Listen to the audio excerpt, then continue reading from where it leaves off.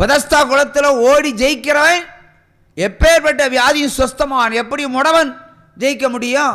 முடவன் ஓட முடியும். சப்பானி எப்படி ஓட முடியும்? சப்பானி சப்புன இடத்துல தான் உட்காரணும். அவன் ஐஸ் சூப்பிட்டு உட்காரணும். அவன் ஐஸ் சூப்புனானோ ஆப்பிளை கடிச்சானோ விசுவாசத்தை தொட்டான். 38 வருடங்கள் விசுவாசத்தை இழக்காதபடி பொறுமையுள்ளவனாக அந்த குளத்தங்கரையிலே காத்து கிடந்தான் பாருங்க. அவன் தாயா கிறிஸ்தவன், நாமெல்லாம் அல்ல. உற்சாகமா கையை தட்டுங்க.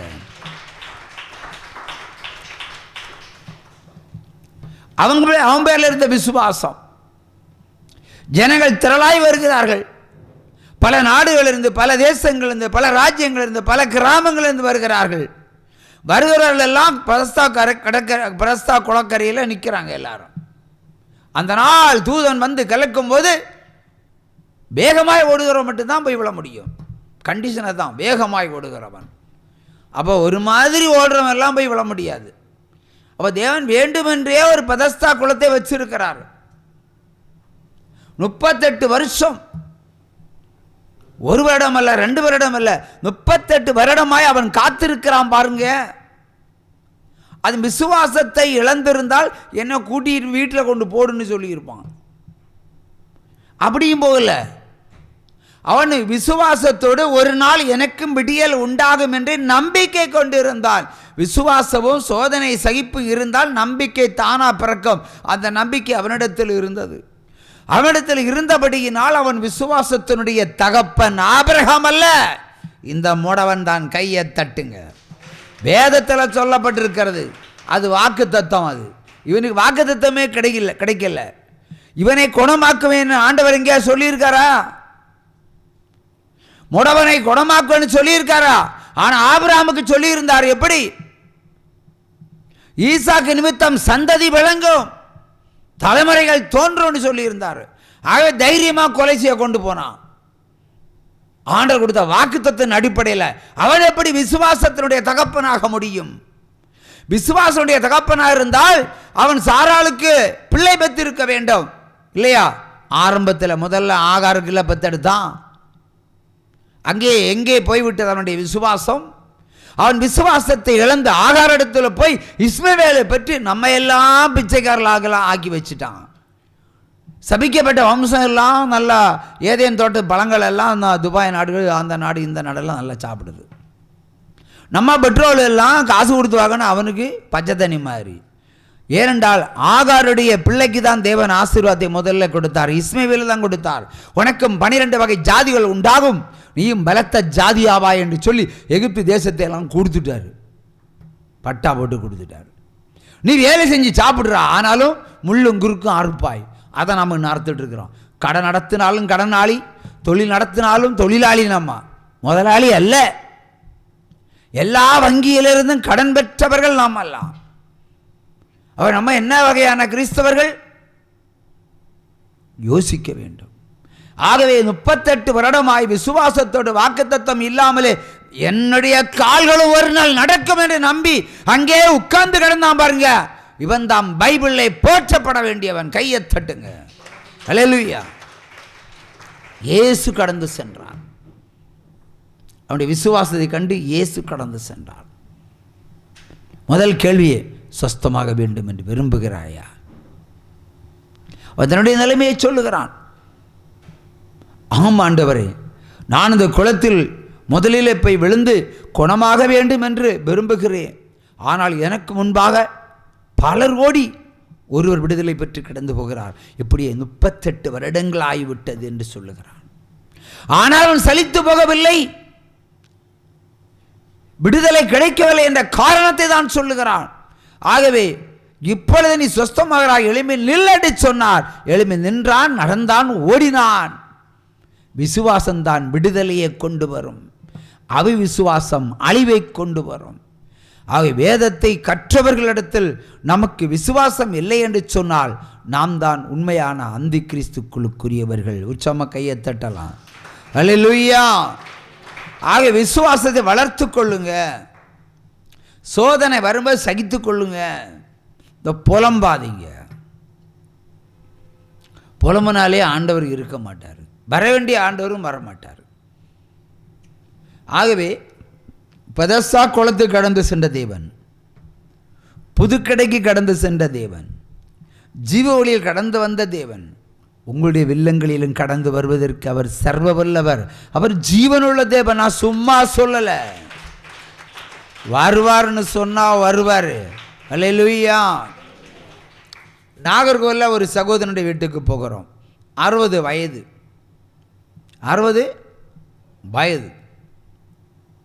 ஒரு காலத்தில் ரவுடி என்று பெயர் சொல்லப்பட்டார். பணக்கார ரவுடி. கிறிஸ்தவத்துக்காக என்னவும் செய்வார். அப்படிப்பட்ட ரவுடி. குடல் மொத்தம் கேன்சர். உரி எடுத்துட்டாங்க. உலகத்தில் இருக்கிற பணக்கார டாக்டரை வச்சு சிகிச்சை. குடலே கிடையாது, எல்லாம் பிளாஸ்டிக் குடலில் போட்டாச்சு. பிளாஸ்டிக் குடல். மந்திரவாதி கடந்து போகிறான். அதாவது மரணம் கிடைக்க வேண்டிய அந்த வேலை, அதாவது சர்ஜரி பண்ணி குடல் மாற்ற வேண்டிய அந்த வேலை, மந்திரவாதி கடந்து போகிறான் என்றால் அந்த சகோதரனுடைய மனைவியினுடைய உறவினர் அவன் மந்திரவாதி. இதெல்லாம் பேயால் வந்தது. 4 பூஜை போட்டால் சரியாகும், 4 பூஜை போட்டால் சரியாகும் என்று சொல்லி ஒரு மந்திரவாதத்தை ஆயத்தப்படுத்துகிறேன். நீ பணம்லாம் செலவு பண்ணடா, நானே பண்ணுறேன். நான் மந்திரவாதத்தை முடித்து ஒரு மைய தருவம் கொண்டு நெற்றியில் பூசு, அவன் சரியாயிருவான்னு சொன்னாங்க. அப்போது அந்த சகோதரனுடைய மனைவி ஒரு ஆர்சி திருச்சபை மீனவ மக்கள். அந்த சகோதரி சொல்லுகிறாள், மந்திரவாதத்தால் வருகிற உயிர் என புருஷனுக்கு வேண்டாம், எடுத்து புதைச்சிட்டு போயிடும், போடா, கையை தட்டுங்க. இதான் ஸ்டேட்மெண்ட், விசுவாச ஸ்டேட்மெண்ட். மந்திரவாதத்தால் வருகிற உயிர் என் புருஷனுக்கு வேண்டாம். எல்லாரும் புருஷன் சாகடக்கமாக அழுதுட்டு இருப்பாங்க. விசுவாசத்தில் சிங்க குட்டி மாதிரி நிற்கிறா. அப்புறம் தான் குடல் மாற்றம் செய்யப்படுகிறது. பிளாஸ்டிக் குடல் சாப்பிடவே முடியாது. எத்தனை வருஷம் உயிரோடு இருந்தார்? இப்போ 2-3 வருடங்களுக்கு முன்னாடி இறந்தார். சுமார் பல மாதங்கள் அல்ல, பல வருடங்கள் அவர்களுக்கு ஊழியம் செய்திருக்கிறோம். எங்களோட அமர்ந்து சாப்பிடுவார், ரைஸ் சாப்பிடுவார், ஆனால் ஜீரணம் ஆகாது. எங்களோட சமைத மீன் எல்லாம் வச்சு நல்லா சாப்பிட்டுக்கிட்டு என்ன பண்ணுவார், நாங்கள் கையை கழுவோம், அவர் நாக்கை உள்ளே போடுவார், எல்லாம் வெளியே வரும். சாப்பிட்ட திருப்தி. மண் வெட்டுவார், தோட்டத்தில் களவரிப்பார். அவ்வளவு பலன். யாருடைய பலன்? கர்த்தருடைய பலன். மனிதன் உணவினால் மாத்திரமல்ல உயிர் வாழ்வது, கர்த்தருடைய வார்த்தையினால் உயிர் வாழ முடியும் என்று எடுத்துக்காட்டு golden street Nagercoil one of the Barnabas என்ற சகோதரன். அல்லேலூயா. ஆகவே மனிதன் உயிர் வாழ்வதற்கு சாப்பாடு அல்ல முக்கியம், ஆவிக்குரிய உணவு, ஆவிக்குரிய பலன். இதெல்லாம் நடைபெற்ற சரித்திரங்கள், உண்மை சம்பவங்கள். அவை ஆண்டவர் நமக்கு பலனும் கேடகமாக இருக்கிறார். அல்லேலூயா, அல்லேலூயா. எதை உடுப்போம், எதை தின்போம், இதான் நம்முடைய கவலை. அப்படித்தானே? எதை தின்போம், எதை உடுப்போம், இதான் கவலை. வாழ்க்கை முழுக்க இதான் கவலை. ஒன்றுமே ஒருபடி உணவுட இல்லாத ஜனங்கள் அவர்கள் என்ன செய்வார்கள்? உங்களுக்கு உங்கள் வயத்தை நிரப்புறதுக்குள்ள கவலை. அவனுக்கு ஒருபடி ஆகாரம் கிடைக்காதா என்ற ஒரு ஆகாரம். யோசிச்சு பாருங்க. ஆந்திராவில் மிகப்பெரிய ஒரு சாட்சி. ஒரு ஊழியக்காரன் இறந்து போனான். ஒரு பைத்தியம் பிடித்தவன். வீட்டில் ஒருவன் பைத்தியம்.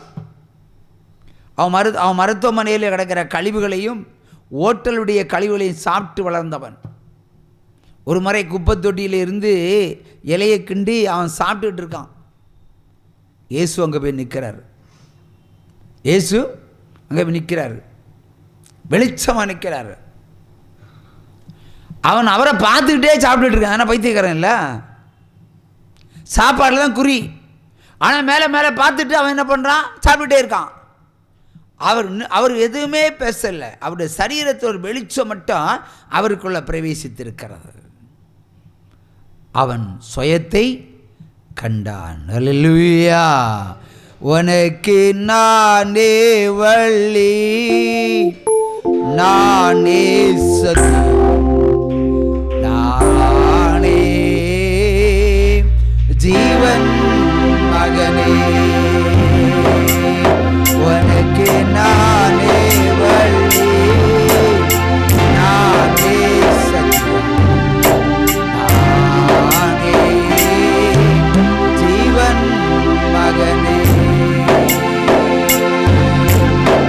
நான் தருவேன் உனக்கு சமாதானம், நான் தருவேன் உனக்கு சந்தோஷம், நான் தருவேன் உனக்கு சமாதானம், நான் தருவேன் உனக்கு சந்தோஷம்.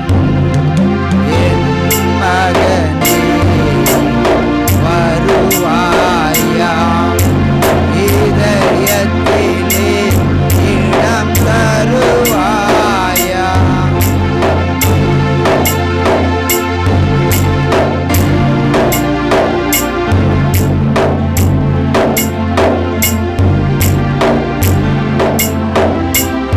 உனக்கு நானே வழி, நானே சத்தியம், நானே ஜீவன் மகனே.